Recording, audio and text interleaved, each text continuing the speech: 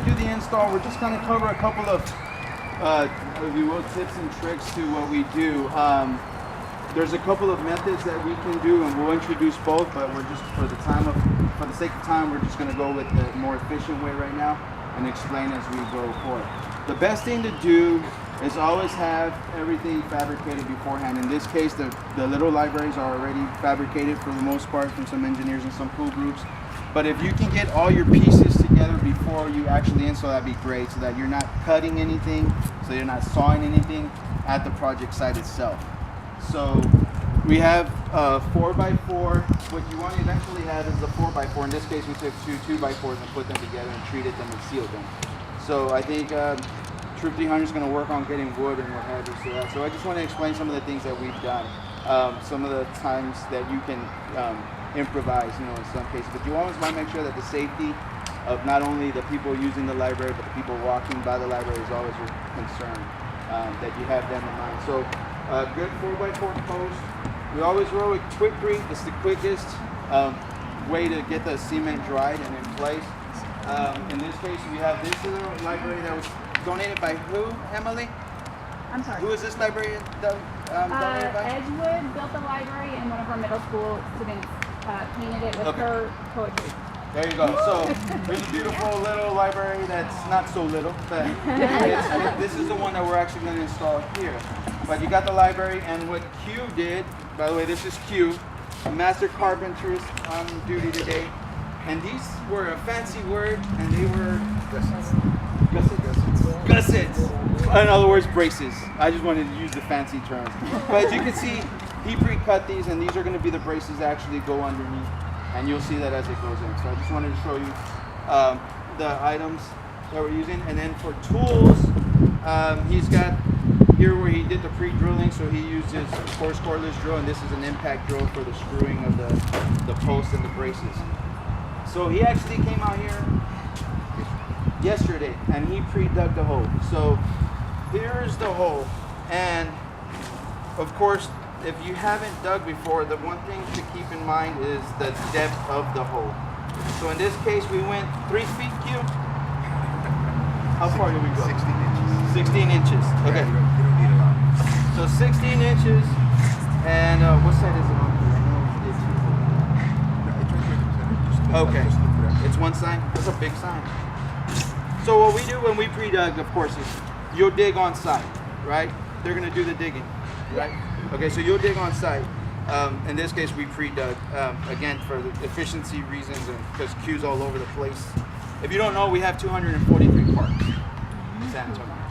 These guys help with all of them. So, efficiency is the name of the game. So here we have the hole, and there's two methods to pour into concrete. One is, like I said, we're gonna demonstrate a couple of them, or at least explain a couple of them.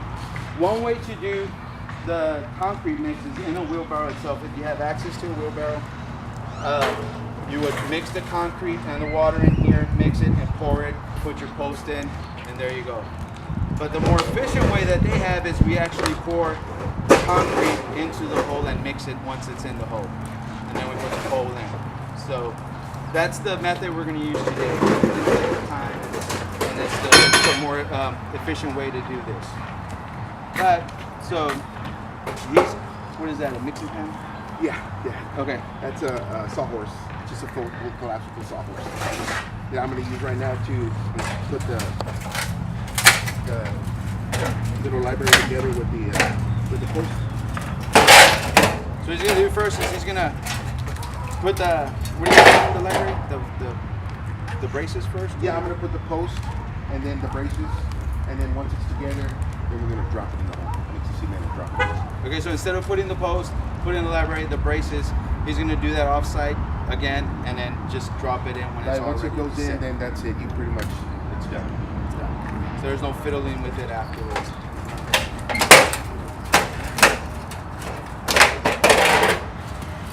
Does anybody have any questions so far? No? Good? What did you treat the wood with? Q? What was the wood treated with? How would you say that? Yeah, Who the wood- treated the wood and what is it? Yeah. Who treated the wood? Q. Who knows what he used? Q. Clear poly coat, you Okay. know, just to protect the wood a little bit better. Okay. I'm gonna set this down. So what that does is just it gives the wood a little longevity, a little more than just a regular a good 4x4 that's pressed and compressed. The 4x4 compressed is that The pressure treated. the pressure treated? Pressure treated. Pressure treated 4x4 wouldn't need a coat, but it's always good to just put one anyway because the weather's gonna do its duty over time. There's nothing about this that's gonna last forever. But if you can give it some more longevity by putting a coat, then by all means.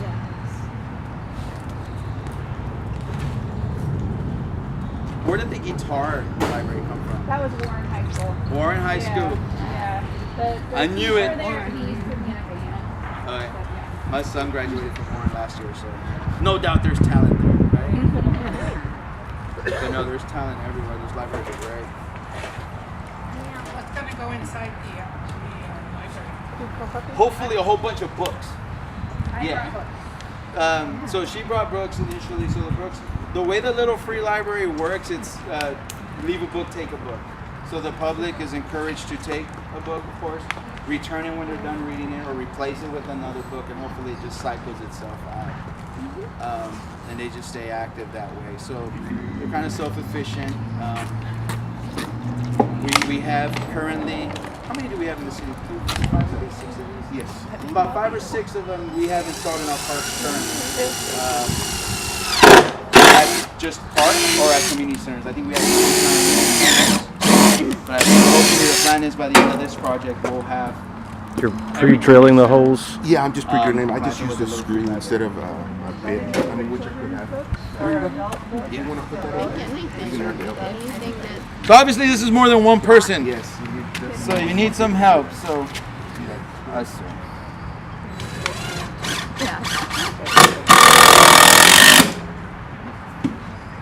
What size screws are those? 3 inch? These are 4-inch. 4 inch.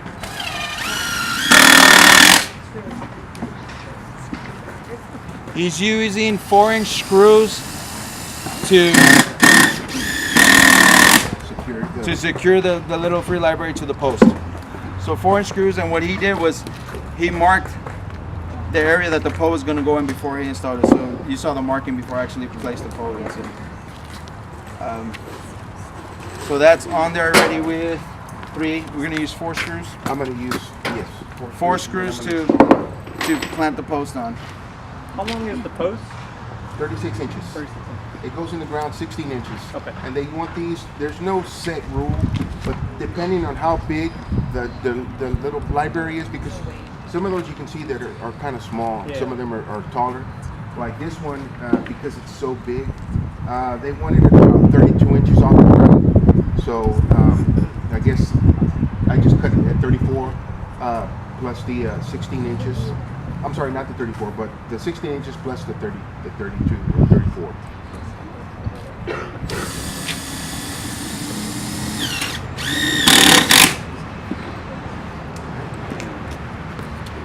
The world of cordless tools is awesome. Just FYI.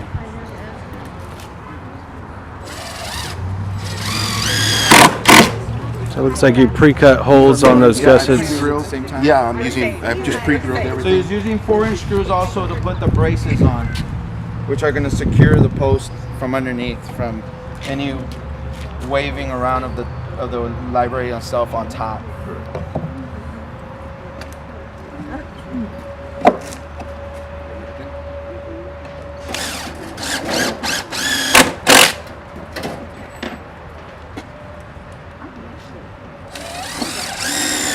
So one thing Q did before actually just placing the screw to the brace, he already had the holes pre-drilled into the brace, so it makes the screw going in just efficient and almost effortless. Let the tools do the work for you. Also, if the wood, even if it's a 2x4, and because you're so close to the edge, it will split on you, and then it'll be worthless, you know, in a matter of time, because it'll just fall apart.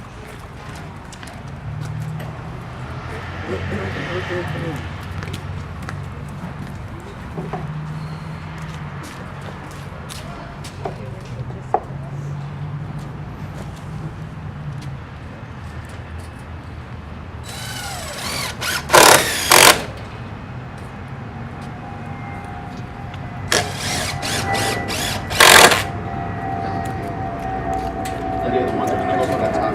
Yeah. Are we flipping it over for the bottom brace? No, I can do that afterwards. I just want them to see.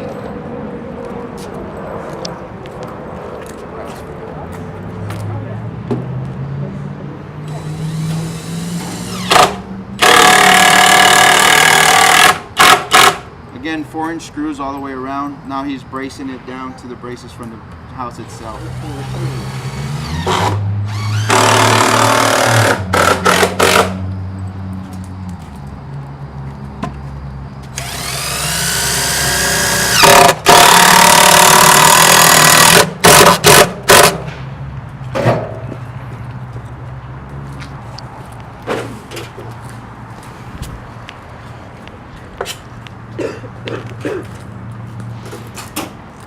Okay, so that's basically it right there. I'm just going to drop it in the hole. Ready?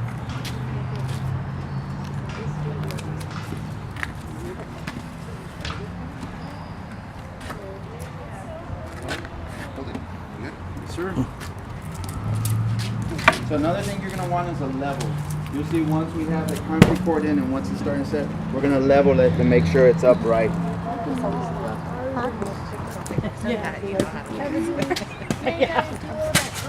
This right here, this tool is called a sharpshooter, and that's what we're gonna use to actually mix the Quikrete once it's in the hole.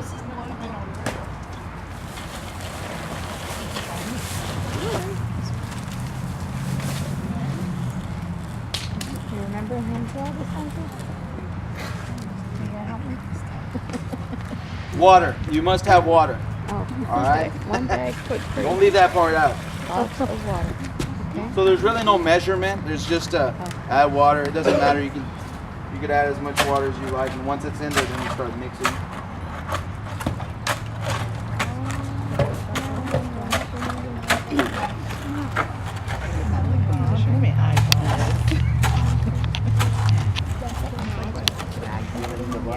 No. Yeah, it's going to be that big one at the very back. Can't miss it.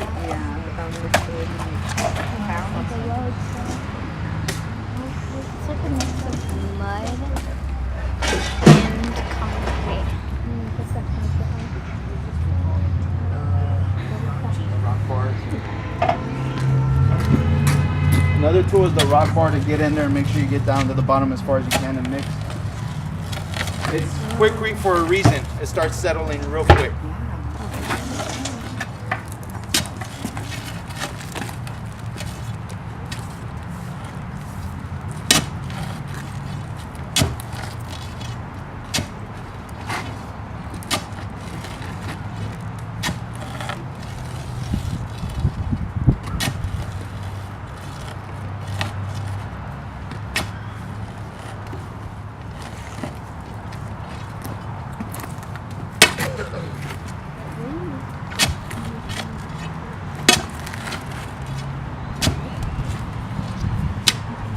So Q, you're making sure the water gets through the powder that you all poured the way in? down into the bottom.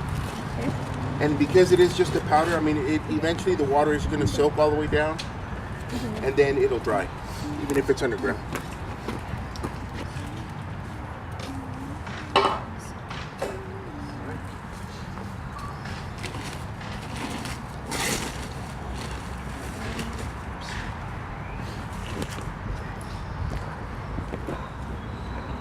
Then we'll just fill it in. So just a half bag of Quikrete? Yeah, it doesn't need a lot because I mean these they don't really weigh.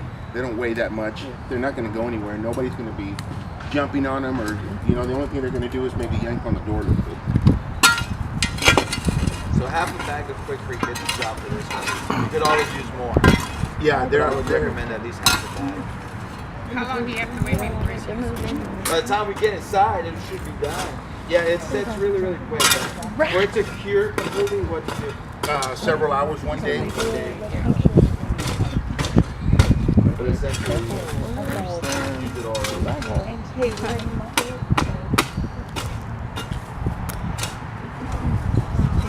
And Emily, do you have the books that you want to put in, or you want to wait till Yeah, after? but you don't want to Level it out. Level it. Well, yeah, once it's level.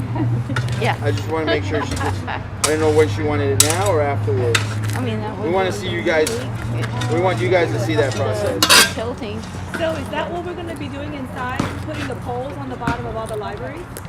No, I think those are just demos, and somebody's taking those. Am I right, Emily? The ones inside are just demos. Yeah, okay. Yeah, they're just demos. Okay. The ones outside. But anybody who wants to volunteer to help install them, I'll sign them up. Oh, good. Yeah, and we'll cover all that. That was going to be said before, but we just, because of the rain probability, we wanted to make sure we got the install so you guys saw that, because then now we'd have to access, and it would do it with the opportunity for you guys to see that done. All right, so next I'm just going to use a little torpedo level just to level out the post.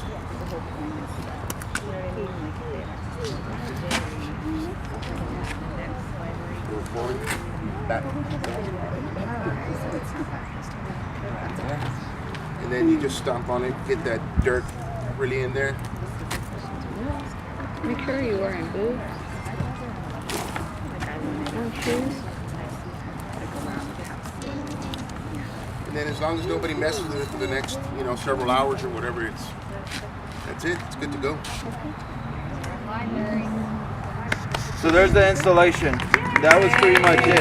Like I said, when you pre-cut everything and you have everything on the side ready to be installed, it's a whole new world after that.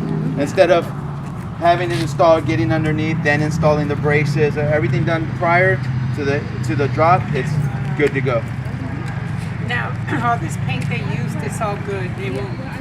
It looks like it's sealed. So, To get some of that. it's sealed, so the paint should be holding on. Like I said, weather's going to do it over the course of time. Yeah. You probably need to go to those. You gonna make one now? Yeah, that's better.